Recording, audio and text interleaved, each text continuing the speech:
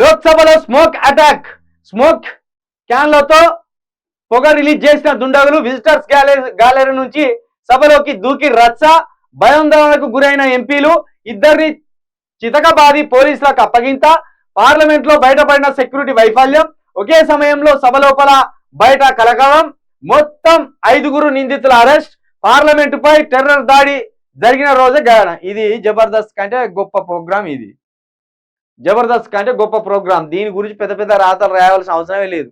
ఇద్దరు ముజ్జిగట్టుకోలేని పోరగాన్లు వచ్చి పార్లమెంట్ లో పడతారా? నువ్వు భలే ఉన్నావు. ఏందా ఎట్లున్నాడు చూడు వీడు. సిగరెట్లు దాగి ఆవులగాని లెక్కున్నాడు గీవీడు. గీవిడు అత్తనాట అలా కురికితేనాట పోయి ఎట్లా పోయిస్తారు వాడిని?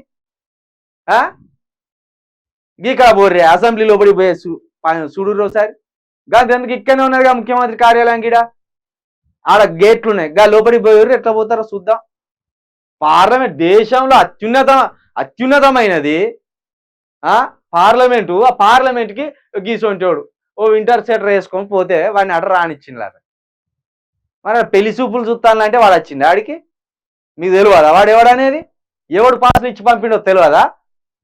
ఇక్కడ బీజేపీ ఎంపీ ఎవడో ఇచ్చి పంపించింది అనేది ఇంతకుముందే మనం చదివినాం కదా. వాడేమో ఇచ్చి పంపుతాడు. ఇక్కడ ఉంటుంది బీజేపీ ఎంపీలు అనేది. ఇక్కడ రాసుకొచ్చినట్టున్నాడు. ఆంధ్రజ్యోతి అయినా రాసుకొచ్చినట్టున్నాడు. బీజేపీ ఎంపీలేమో ఇచ్చి పంపుతారు.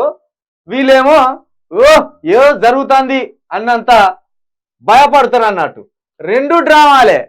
వాడు అత్తారా వచ్చిన పొగిడిచి పెడతారు. మీరు భయపడ్డాడు చేయర్రి. మొత్తం రాహుల్ గాంధీ మేడకు చూడదాం అనుకున్నారు కానీ వచ్చినోడేమో పాపం హిందువు అయిపోయా. వాడు హిందువు అయిండు కాబట్టి ఇప్పుడు ఏమనలేరు, కక్కలేరు, మింగలేరు. పోయిపోయి మనం హిందువులను పంపినావరా ముస్లిం పంపాలి కానీ ఆడికి సిగ్గులేని కథలు, ఇజ్జత్ పోయే కథలు చేసుకుంటా. ఇది కథ. ఇక్కడ ఈ ఖాళీ సీట్లన్నీ బీజేపీ వాళ్ళు ఉరికినాయి అన్నట్టు. ఈ సీట్లన్నీ ఎక్కడో అక్కడ పరారు ఒక పెట్టంగానే. పాపం వీళ్ళు సిపిఐ వాళ్ళు, కాంగ్రెస్ వాళ్ళు వీళ్ళు కూర్చున్నారు ధైర్యం కొద్దీ. పట్టుకునేది కూడా మళ్ళీ కాంగ్రెస్ వాళ్ళే పట్టుకున్నారు. 4 గట్టిగా చంపితే ఎవడు పంపించినో చెప్పు కదా.